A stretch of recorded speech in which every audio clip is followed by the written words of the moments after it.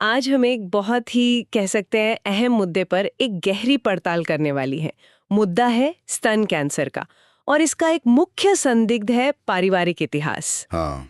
और ज्यादातर लोगों के मन में यही बैठा हुआ है कि अगर परिवार में किसी को कैंसर है तो खतरा है, वरना नहीं। वरना हम सुरक्षित हैं। बिल्कुल। लेकिन क्या हो अगर हम कहें कि 10 में से 9 मामलों में ये जो मुख्य संदिग्ध है यानी फैमिली हिस्ट्री वो असल में बेकसूर है। तो फिर असली वजह क्या है? हमारे पास डॉक्टर अतुल गुप्ता की जो रिपोर्ट और विश्लेषण है वो हमें इसी जांच पड़ताल पर ले जाती है। और ये जांच पड़ताल शुरू होती है एक ऐसे तथ्य से जो पहली बार में चौंका रहता है। क्या है वो? डॉक्टर गुप्ता का विश्लेषण साफ कहता है, स्तन कैंसर के ज्यादातर मामले बिना किसी पारिवारिक इतिहास के होते हैं। बस ये एक लाइन इस पूरी धारणा की दिशा ही बदल देती है। ये हमें उस आरामदायक सोच से बाहर निकालती है कि हमारे परिवार में तो किसी को नहीं हुआ तो हम सुरक्षित हैं। बिल्कुल। असल में कहानी इससे कहीं ज्यादा जटिल है। एक मिनट, ये आंकड़ा मुझे एक पल के लिए यहाँ रुकना पड़ेगा।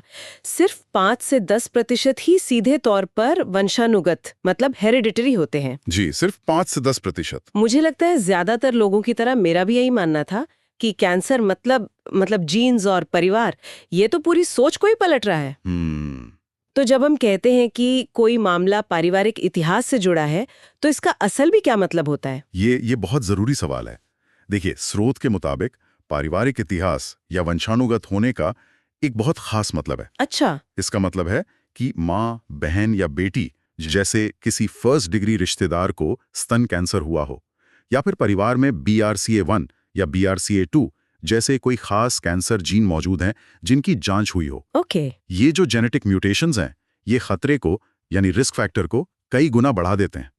तो ये सिर्फ दूर के किसी रिश्तेदार की बात नहीं है, बल्कि एक बहुत मजबूत और सीधे जेनेटिक लिंक की बात है। अच्छा, तो इसका मतलब 90 से 95% मामलों में ऐसा कोई सीधा जेनेटिक लिंक मिलता ही नहीं है। नहीं मिलता। ये आंकड़ा तो अपने आप में उस सबसे बड़ी गलतफहमी को तोड़ देता है कि अगर मेरे परिवार में किसी को नहीं हुआ तो मैं सुरक्षित हूँ। बिल्कुल।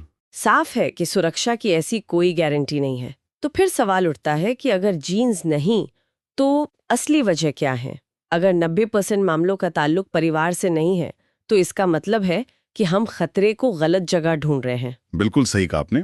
ये तो ऐसा है जैसे हम खोई हुई चाबियां वहां ढूंढ रहे हैं जहां रोशनी है, न कि वहां जहां वो गिरी हैं। हाँ। डॉक्टर गुप्ता का विश्लेषण हमें उन जगहों पर रोशनी डालने को कहता है जिन्हें हम अक्सर नजरअंदाज कर देते हैं। और वो जगहें क्या है?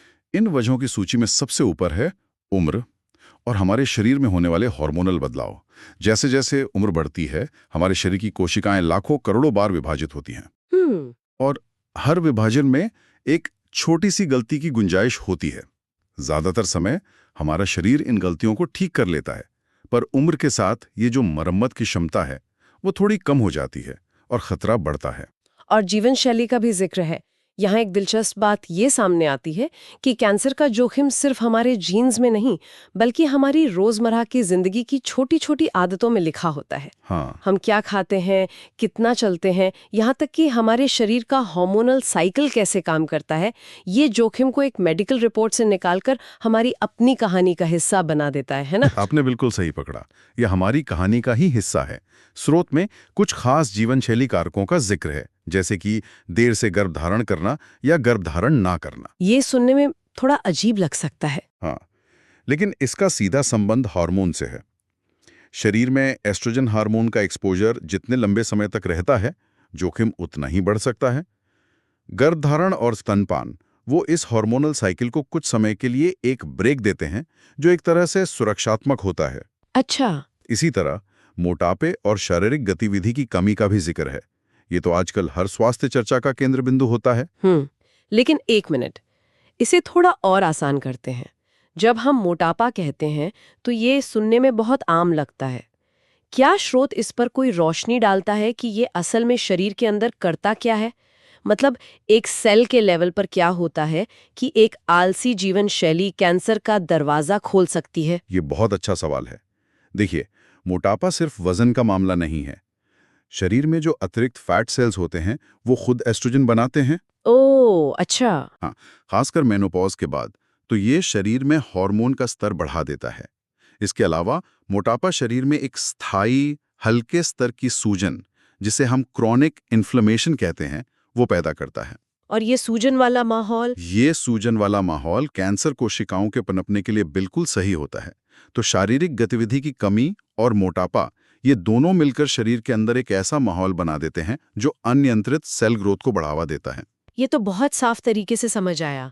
लेकिन स्रोत में एक और कारक का जिक्र है, कोशिकाओं में अचानक होने वाले बदलाव, जिन्हें रैंडम सेल चेंजेस कहा गया है। ये थोड़ा डरावना लगता है क्योंकि इस पर किसी का कोई नियंत्रण नहीं है। हाँ, और शायद यही सबसे महत्वपूर्ण लेकिन सबसे कम समझी जाने वाली वजह है। कोशिकाएं जब विभाजित होती हैं तो वो अपने डीएनए की कॉपी बनाती हैं। ये एक अविश्वसनीय रूप से जटिल प्रक्रिया है। कभी-कभी इस कॉपी करने में एक गलती हो जाती है, एक स्पेलिंग मिस्टेक की तरह। अच्छा। जैसा मैंने कहा, ज्यादातर समय शरीर इसे ठीक कर लेता है, लेकिन कभी-कभी बस संयोग से ये गलती उस हिस्से में हो जाती है जो सेल ग्रोथ को नियंत्रित करता है, और बस वहीं से कैंसर की शुरुआत हो सकती है। इस पर हमारा कोई नियंत्रण नहीं है। ये बात सोचने पर मजबूर करती है। इसका मतलब है कि कुछ हद तक ये सिर्फ एक बायोलॉजिकल लॉटरी है। हम सब कुछ सही कर सकते हैं, अच्छा खा सकते हैं, व्यायाम कर सकते हैं, और फिर भी कोशिका विभाजन में एक छोटी सी गलती सब कुछ बदल सकती है। बिल्कुल। ये किसी एक व्यक्ति की गलती या सिर्फ उसके जीन्स की कहानी नहीं है, बल्कि इंसान होने की प्रक्रिया का ही एक हिस्सा है। सही कहा। और यही समझ हमें किसी को दोष देने की प्रवृत्ति से दूर ले जाती है और समस्या को ज्यादा व्यापक रूप से देखने में मदद करती है। तो अब सिक्के के दूसरे पहलू पर आते हैं। उस डर की बात करते हैं जो इसके ठीक उलट है। हमने ये तो स्थापित कर दिया कि पारिवारिक इतिहास ना होना सुरक्षा नहीं है। लेकिन उन 5-10% लोगों का क्या जिनका मजबूत पारिवारिक इतिहास है? उनके मन में तो ये डर बैठ जाता है कि अगर मेरे परिवार में किसी को कैंसर है तो मुझे भी निश्चित रूप से होगा। ये डर भी बहुत से लोगों को परेशान करता होगा। हाँ, और ये भी उतनी ही बड़ी गलतफहमी है। इस पर बात करना बहुत जरूरी है। स्रोत के अनुसार पारिवारिक इतिहास होने का मतलब यह है कि आपका जोखिम दूसरों के मुकाबले ज्यादा है। ओके। और आपको ज्यादा सतर्क और प्रोएक्टिव होने की जरूरत है। लेकिन ये कैंसर होने की पुष्टि या गारंटी बिल्कुल नहीं है। तो यहाँ सतर्कता का मतलब क्या है? क्या है वो सही कदम? डॉक्टर गुप्ता का विश्लेषण ऐसे लोगों के लिए क्या सुझाव देता है? सुझाव बहुत स्पष्ट और व्यवहारिक हैं। पहला, अपने डॉक्टर से इस बारे में जल्दी और खुलकर बात करें।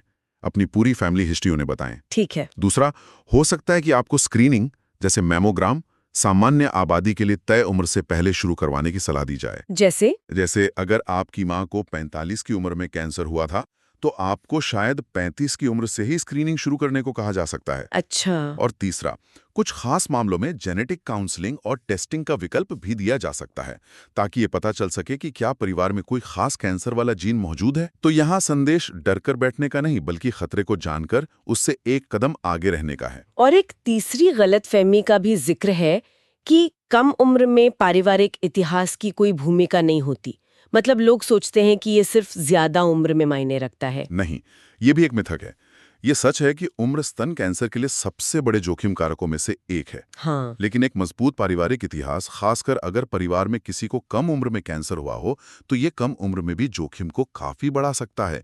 इसलिए उम्र चाहे जो भी हो, अगर पारिवारिक इतिहास है तो उसे नजरअंदाज नहीं करना चाहिए। यहाँ एक बहुत दिलचस्प बात सामने आती है जो डॉक्टर गुप्ता कहते हैं। उनका कहना है कि जागरूकता का मतलब घबराहट या पैनिक नहीं है। ये बहुत महत्वपूर्ण है क्योंकि अक्सर स्वास्थ्य से जुड़ी जानकारी लोगों में डर पैदा कर देती है। ये सुनने में तो बहुत सशक्त लगता है, लेकिन क्या इसमें एक खतरा नहीं है कि लोग हर छोटे मोटे बदलाव को लेकर हाइपर विजिलेंट हो जाएं और बेवजह की चिंता में डूब जाएं? ये एक बेहद जरूरी बिंदु है। डॉक्टर गुप्ता का नजरिया डर फैलाने का नहीं, बल्कि सशक्त करने का है। उनके लिए जागरूकता का मतलब है अपने शरीर के नॉर्मल को समझना। अपने शरीर के नॉर्मल को? हाँ, हर व्यक्ति का शरीर अलग होता है। जागरूकता का मतलब है ये जानना कि आपके लिए क्या सामान्य है, ताकि अगर कोई असामान्य बदलाव हो, जैसे कोई गांठ, त्वचा में बदलाव, निप्पल से डिस्चार्ज, तो आप उसे पहचान सकें। इसका मतलब ये नहीं है कि हर बदलाव कैंसर है? बिल्कुल नहीं।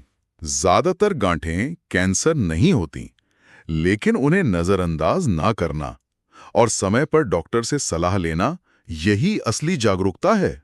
ये अपने स्वास्थ्य की बागडोर अपने हाथों में लेने जैसा है, न कि चिंता में डूब जाना। सही। तो क्या हम ये कह सकते हैं कि डॉक्टर गुप्ता का संदेश उन सभी लोगों के लिए एक तरह का आश्वासन है कि भले ही आपका पारिवारिक इतिहास हो या न हो, आपका सबसे शक्तिशाली हथियार डर नहीं बल्कि समय पर की गई जांच और सही जानकारी ही है। बिल्कुल। स्रोत इसी बात पर सबसे ज्यादा जोर देता है। जल्दी पता लगने से परिणाम बहुत बेहतर होते हैं। आज इलाज के विकल्प इतने एडवांस हो गए हैं कि शुरुआती स्टेज में पकड़े जाने पर स्तन कैंसर का सफलतापूर्वक इलाज संभव है। इसलिए मुख्य संदेश यही है कि व्यक्तिगत स्वास्थ्य की निगरानी और नियमित जांच सभी के लिए जरूरी है, चाहे उनका पारिवारिक मेडिकल इतिहास कुछ भी हो। ये जानकारी डराने के लिए नहीं, बल्कि तैयार करने के लिए है। तो इस पूरी चर्चा और जांच पड़ताल से अगर हमें डॉक्टर गुप्ता के विश्लेषण के सबसे जरूरी बिंदुओं को समेटना हो, तो हमारे केस के अंतिम निष्कर्ष क्या होंगे? मेरे ख्याल से 3 मुख्य निष्कर्ष हैं। पहला, स्तन कैंसर के ज्यादातर मामलों में पारिवारिक इतिहास नाम का संदिग्ध बेकसूर है। असली वजहें जीवन शैली, उम्र और आकस्मिक कोशिकीय बदलावों में छिपी हैं। दूसरा, पारिवारिक इतिहास का ना होना कोई सुरक्षा कवच या इम्यूनिटी नहीं है, इसलिए लापरवाही ठीक नहीं। और तीसरा, जागरूकता का मतलब है अपने शरीर को जानना और समय पर सही कार्रवाई करना, न कि बेवजह का डर पालना। इसे एक वाक्य में कहे तो, जैसा कि डॉक्टर गुप्ता का मुख्य संदेश है, पारिवारिक इतिहास जोखिम बढ़ा सकता है, लेकिन पारिवारिक इतिहास का ना होना सुरक्षा नहीं होता। बिल्कुल, ये एक बहुत ही संतुलित और स्पष्ट संदेश है। यह न तो किसी को झूठी सुरक्षा देता है और न ही बेवजह डराता है। और जैसा कि इस विश्लेषण का उद्देश्य भी है, ये जानकारी हर किसी को अपने स्वास्थ्य के प्रति जिम्मेदार और जागरूक बनाने की एक कोशिश है। और यह हमें एक अंतिम विचार की ओर ले जाता है जिस पर सोचा जा सकता है। यह स्रोत जेनेटिक्स से परे व्यक्तिगत जोखिम कारकों पर बहुत अच्छी तरह से ध्यान केंद्रित करता है, लेकिन ये एक बड़ा सवाल भी खड़ा करता है। वो क्या? एक समाज के रूप में हम उन जीवन शैली और पर्यावरणीय कारकों को कैसे संबोधित कर सकते हैं जो 90% से अधिक मामलों में भूमिका निभाते हैं, ताकि ये लड़ाई सिर्फ व्यक्तिगत जागरूकता तक ही सीमित न रहे।